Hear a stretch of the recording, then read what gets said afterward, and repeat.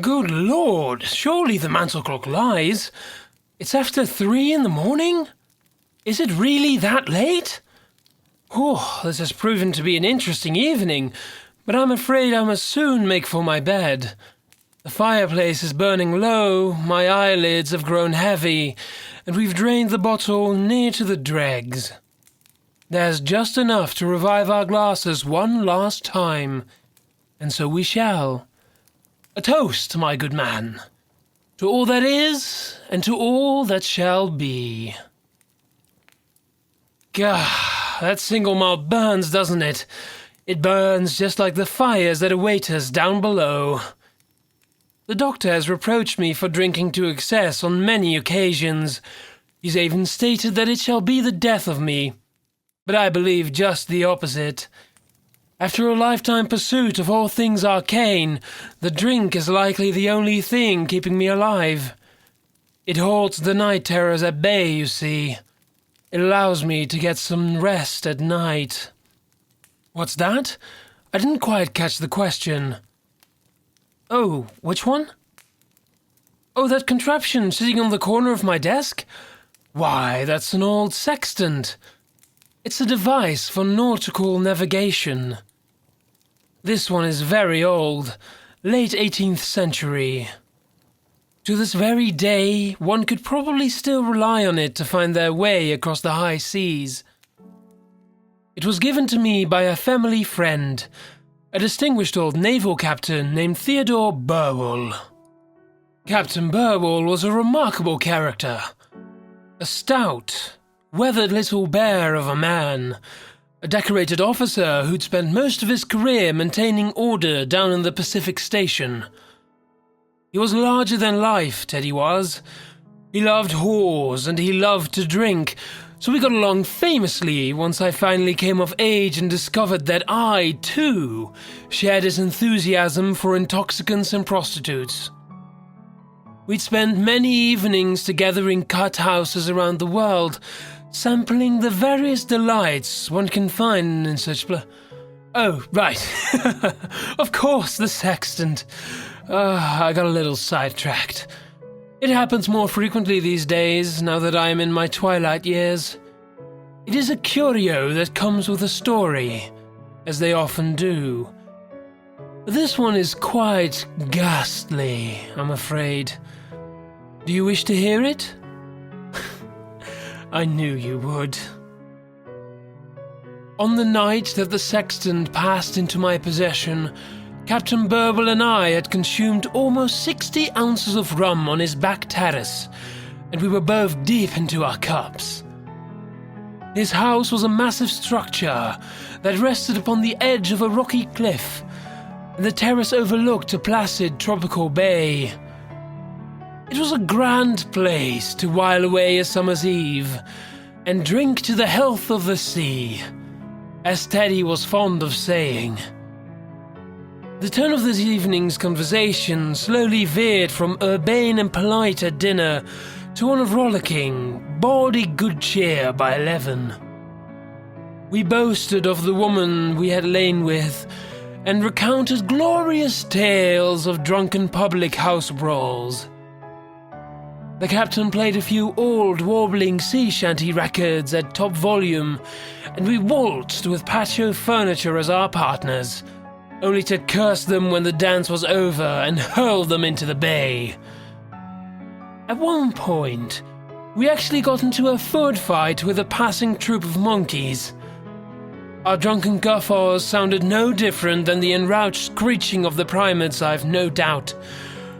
One rude little fellow jumped up on the balustrade and began to pleasure himself in our direction, and I'll be damned if old Teddy didn't drop his trousers and gave the monkey a dose of his own medicine. As the hours slipped into the single digits, however, our mood gradually sombered and the laughter dried up into silence. The old man set about trying to load his tobacco pipe with pulsified fingers, while I stared up at the stars and wondered if anything might be staring back.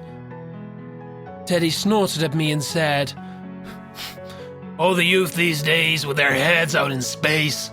Cast your gaze out across that bay if it's mystery that you're looking for. I can personally attest that there are many wondrous things out there. There are horrors too.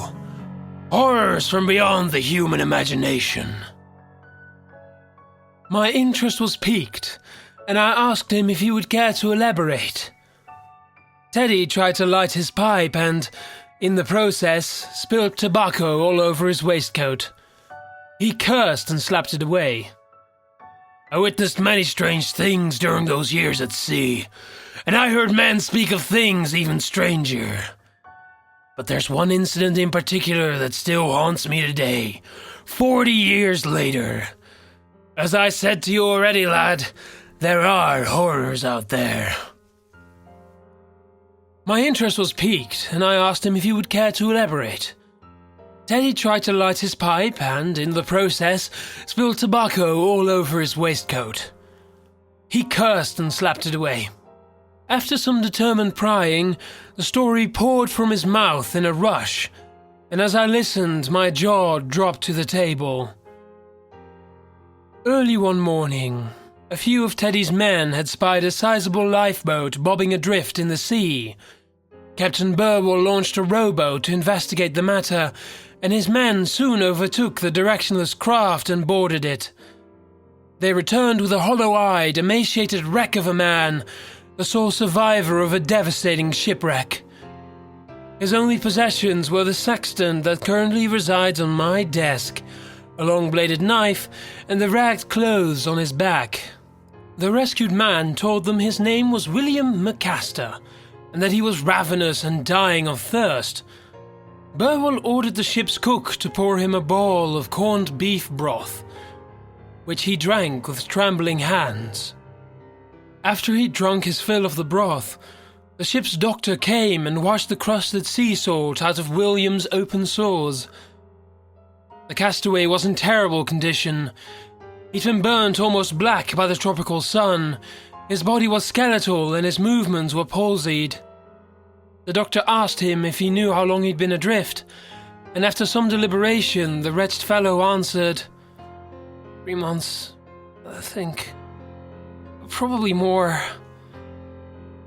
The doctor proclaimed that the man was suffering from the effects of prolonged exposure to the blistering South Pacific sun, but was otherwise fit for questioning.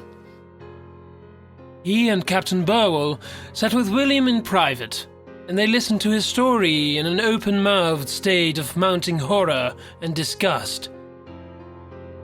The castaway claimed to have been a crewman on a small fishing boat. Miscalculation by the ship's navigator saw them run aground on a hidden reef, with devastating consequences. Miraculously, every man aboard the sinking ship managed to make it to the lifeboat, 17 in total. But the provisions on board proved to be woefully inadequate. Even with stringent rationing, every morsel was gone within a week.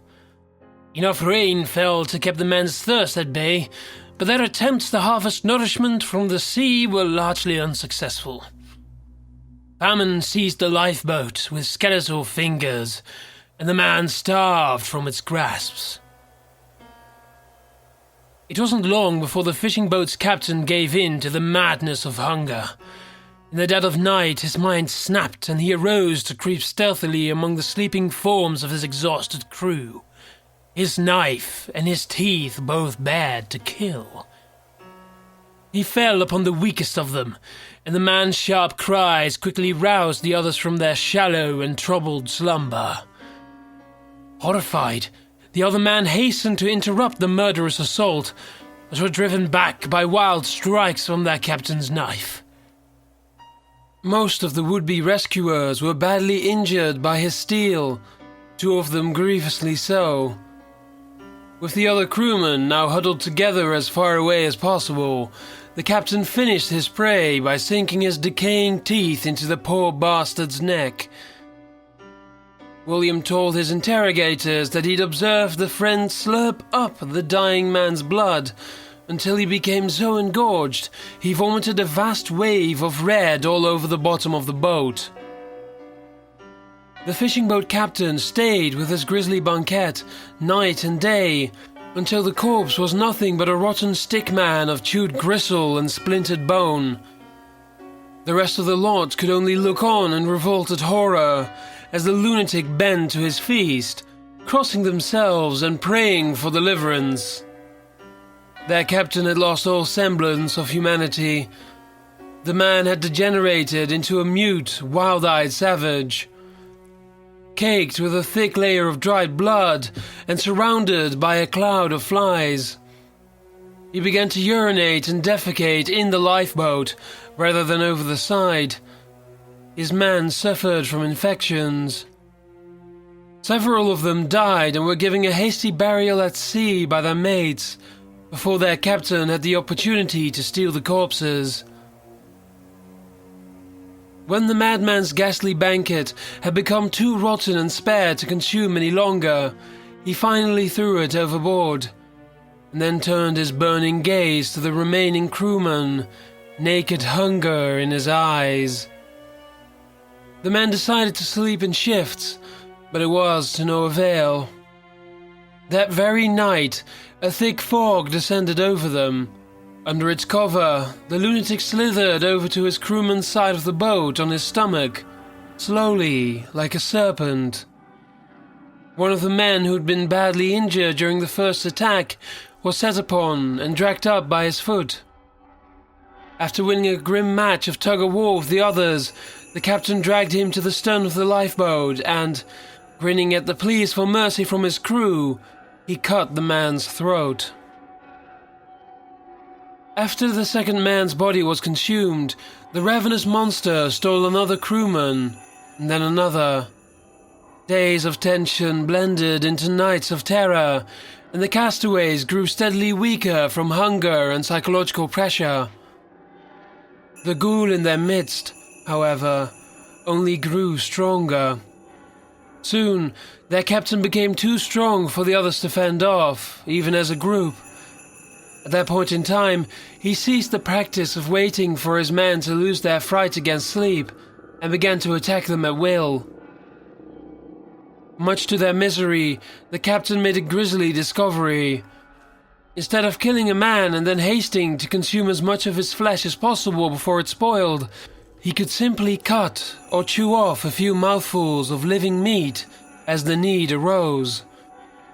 Chunk by bloody chunk, he whittled the anguished castaways down, until many of them were little more than armless, legless stumps. If a man died, the fiend would concentrate his appetites on the body until it squirmed with maggots. The scavenging seabirds began to wheel overhead in such numbers that they blocked out the sun. Eventually, the only people left were William and his captain. At this point in the man's narrative, Teddy and the doctor glanced at one another, and Teddy asked, "How in the name of God did you manage to escape the fate of your crewmates? Why are you still alive?" His voice little more than a rusty croak, William answered that he'd somehow caught his boogeyman unaware, and, in an act of sheer desperation, he'd rushed at him and pushed the madman overboard. He kept his captain from hauling himself back onto the boat by relentlessly slicing at the man's hands and arms with his own knife. Eventually, the waves and current pushed the boat away from its exhausted pursuer, and William lost sight of his flailing captain. He presumed the captain to be dead from either shark attack or drowning. When pressed on how he had avoided being maimed by their captain during his lunatic fits of cannibalism, William fell silent. Teddy pressured him to answer, and finally he mumbled, "Through cowardice. When the others tried in vain to fight him off, I always hid behind them.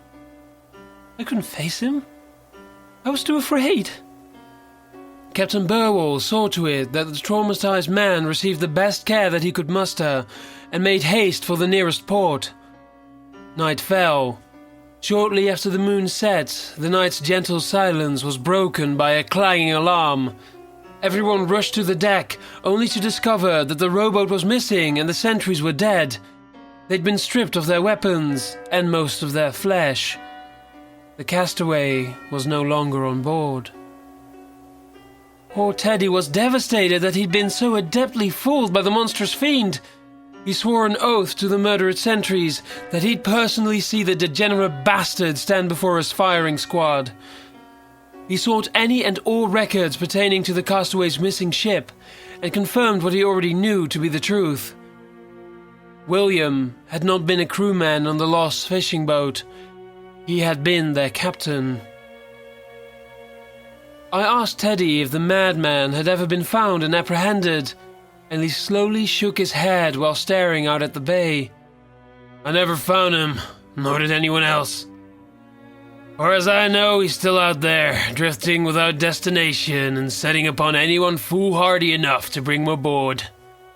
He paused, then said, When I retired from service, I was embittered by my failure to bring the fiend to justice.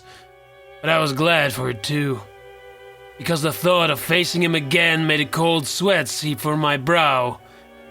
William McCaster was no longer a man. He was a monster, and monsters never die easily. He lapsed into silence after that, and we both began to yawn. Teddy begged my pardon and announced that he intended to retire for the evening. I followed the old man into his study, where he paused to present me with an impulsive gift, the cannibal's sextant. I left with the thing clutched in hands that were quivering with a raw, visceral excitement, a newfound thirst for the macabre that gradually became an obsession. My burning desire to seek out the unexplained has led me to the ends of the earth, and even further, much, much further. Indeed, there are many wonders in this world, but there are also horrors. Say now, would you like to have it? The sextant, that is. No, go on, take it with you, I insist. I have many such objects in my collection, and I have no uncontested heirs to receive them when I pass. Take it, please. At the very least, it shall make for an interesting conversation piece. Life is too brief for dull conversations. Well, I shall be off to bed. Thank you for sharing this evening of chills and intrigue. I do hope that you come back soon. Some tales are best shared after the sun sinks past the horizon, along with a bottle of strong drink and a comfortable blaze crackling in the fireplace, don't you think? Have a safe voyage, sleep well, and take a bit of advice with you from a man who knows well of such things. Remember to take care when stepping out into the twilight. The transition from light to dark can be an uneven one. People have been known to stumble and fall. Good night. We shall visit again soon, I'm sure. I look forward to it.